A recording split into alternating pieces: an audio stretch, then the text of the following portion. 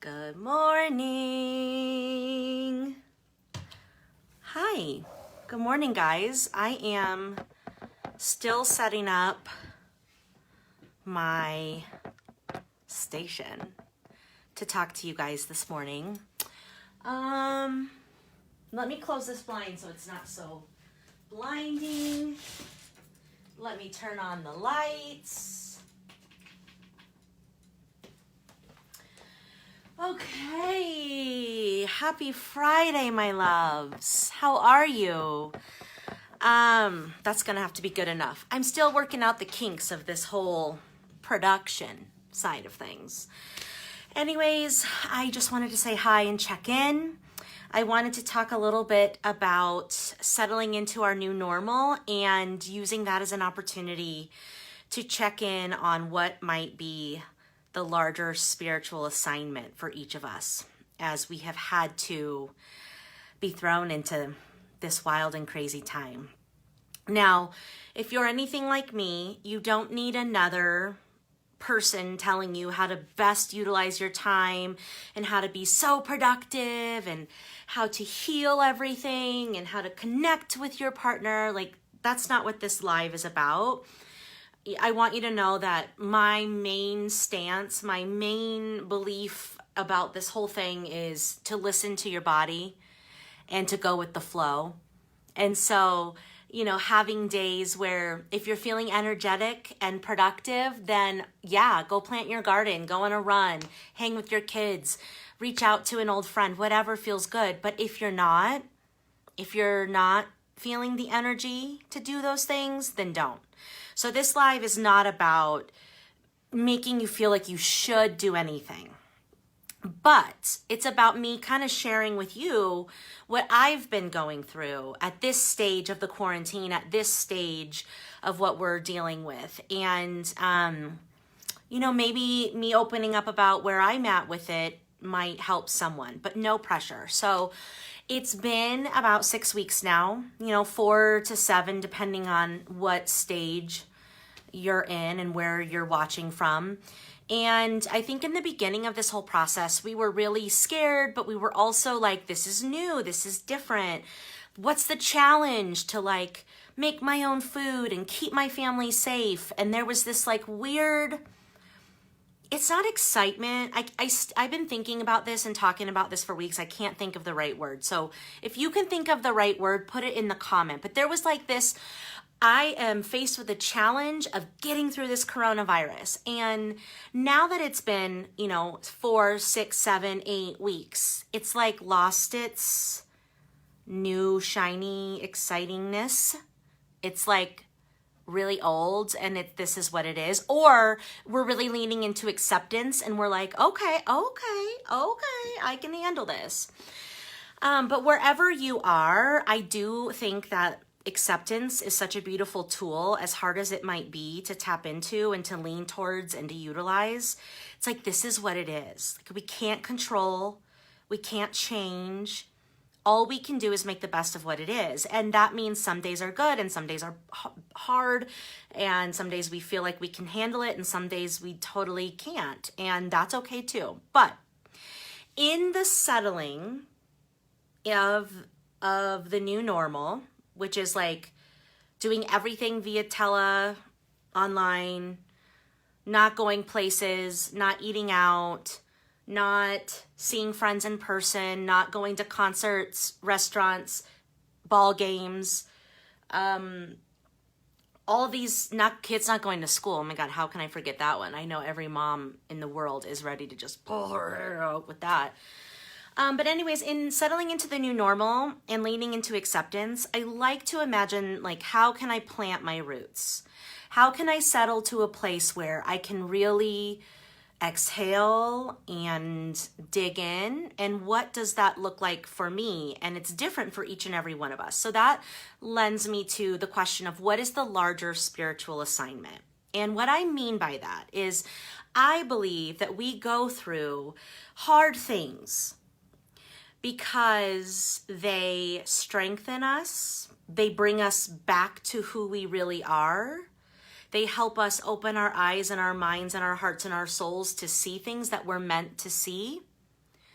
They force us to face parts of ourselves that are no longer serving us and that we want to change or level up around.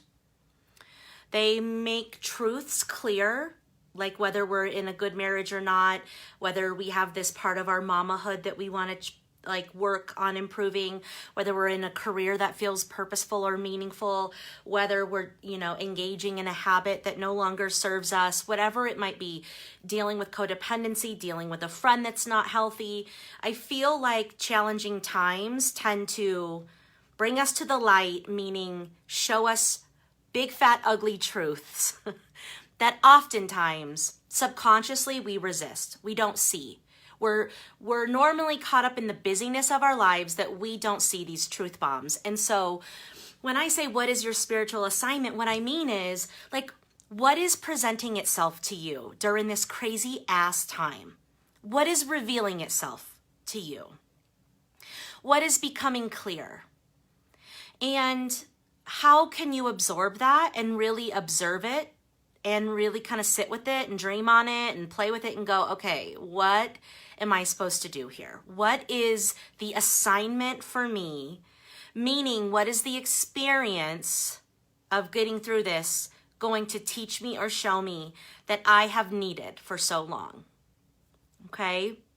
So, for me, what this time of being home all the time and not being able to reward myself with external things, which is my favorite thing to do, I have had to take a hard look at how I unwind, relax, and reward myself.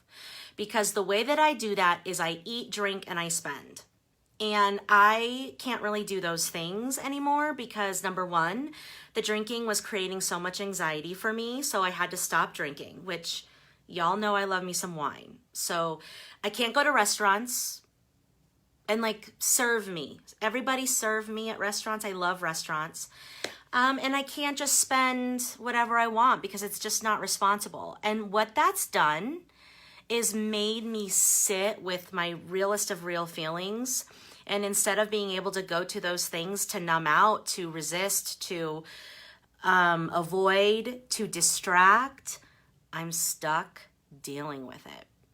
And then on top of that, I'm with my family members all the time who tend to, the ones we love most trigger us the most. So I'm extra triggered and I got nowhere to go, nothing I can do about it. And so for me, I could either totally lose my marbles, which don't get me twisted. I have a time or two and I will another time or two. But in the larger picture, if I take a step back and I look at the whole thing and I go, what is the spiritual assignment? What is it that I need to learn about myself? What is it that I need to gather so I can grow, so I can be the healthiest, happiest version of myself? It's Brooke, you got to learn to sit in your hard things. You got to learn to manage your triggers in a healthy way. You got to learn that rewarding yourself with booze, foods that aren't good for you, and spending isn't actually nurturing your mind, body, and soul. You got to find new ways of existing, mama, that fill you up versus drain you, right? And so, your spiritual assignment is going to look different than my spiritual assignment. But what is it? Is it learning patience? Is it learning true self-care? Not just self-care like getting my nails done. Self-care like I'm giving myself permission to lay on the couch all day because I don't feel fucking good. Self-care is I'm going to get outside and move my body and get some vitamin D because I'm nourishing myself. Or maybe it's I can see my partner is now becoming a mirror and I'm seeing the ways in which I show up that are not healthy to our marriage. Or this person is no longer healthy for me. Or these are the things I tend to do. Or these are the ways I internalize everything. Who are my feelers out there, my highly sensitive people, my empaths that are literally absorbing the world's pain? That was me a few weeks ago. How are you learning to have boundaries with other people's problems and suffering and all of that? What are you doing when you're bored? How are you learning to be okay with yourself, right? So it is maybe your spiritual assignment, this is kind of one of my favorites, is remembering something that you love, that you used to love when you were little, that you find again now. So for me, I picked my guitar back up, and my son is teaching me how to play my guitar that I haven't played in like a decade. And I dance in my kitchen, and I put on my hip hop, and I feel more like me than I have ever felt when I am outside in the sun, dancing, playing my guitar, and laughing with my family. And so for me, how beautiful that in this chaos, I have now reconnected to something that genuinely makes me feel good. You know, the other things I was doing are just temporary. These are long lasting. So anyways, I don't want to go on and on and on because I could, but we're settling into this new normal. And if it feels good, if it feels like work you want to do, plant your roots and say, what is my assignment? What is it that this experience is revealing to me about myself that I want to work through? And, you know, if you so desire and you're brave enough, put it in my comments and I'll support you along the way. But I want you to know that hard things tend to expose us to exactly what we needed to know about ourselves to step into our higher self, meaning our most adult, conscious, healthiest, happiest self. So anyways, enough rambling for Friday. I am wishing you all so much love. I hope you guys are healthy. I hope your families are doing okay. And I hope you're taking good care of yourself. And I hope that you can find some meaning in the chaos, because one thing I know for sure is that when we go through collective traumatic experiences like this, if we can find some shred of meaning, and that doesn't mean that what we're going through, like, it's okay. It doesn't make it okay that people are sick. It doesn't make it okay that we're losing people, that we're grieving things. But if we can assign some shred of meaning to this, it will help us psychologically get through it. And when we're taking care of our psyche, we're taking care of our bodies. So with that, so much love, you guys. Take care of yourselves and each other and have a wonderful weekend. We'll talk to you later. Bye.